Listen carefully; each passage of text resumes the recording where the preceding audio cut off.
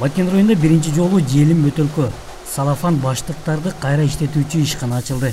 Аны жекешкерлер колго алган. Талаа таштанды болуп жаткан бул тиричилик калдыктарын кайра иштетүүдө 30 адам жумуш менен камсыз болду. Ага улай муну менен экологиядагы көйгөйлүү болгон маселелердин бири чечилмей болуп турат. Айлык биртике арзаныраак болсо дагы иштегенге аракет кылабыз. Себеби өзүнүн эл, өзүнүн жер, келечек. Баткендеги Бужум айылынын тургуну Данилбек Мергенов таштандыны кайра иштетүү ишканасында электр тармагын тейлеген адис. Жаш жигиттин кесиби юрист.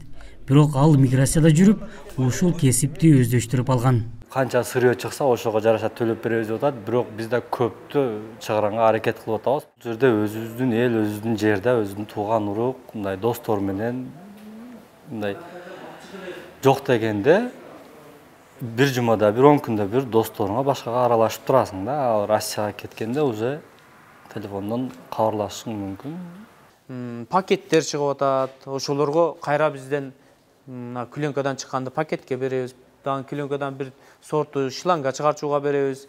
Ящик чыгарчууга мына пластиктерди беребиз. Бизде толугу менен эле Баткенде эле сатып берсек болот.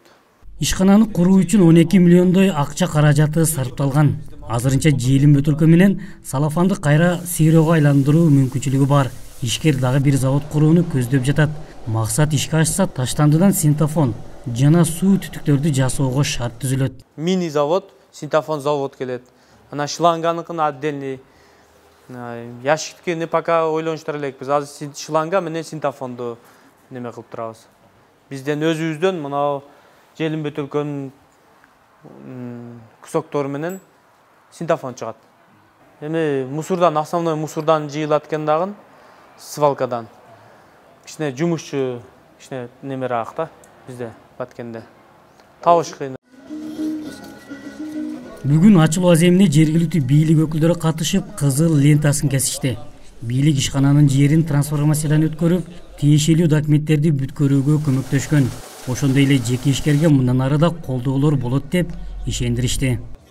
Башка район шаарларга дагы ушул эле ишкерибизди практикалап, ушул эле ишкерибиз башкаларга ушундай усулдук жардамдарды берип, болбосо ушул эле ишкерибиз башка район шаарларга дагы ачканга биз жардамдарды беребиз, өбөлгө түзүп беребиз.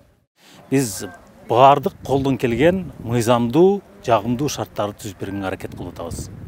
Адистер белгилешинче, таштандылардын арасында чирбей көп жыл жатып калган желим бөтөлкө менен салафан болгондуктан муну кайра иштетүү киреше табуунун жолу эле эмес, экологиянын жакшырышына да таасир берет. Аскар Баймуратов, Бейтарап, Баткен.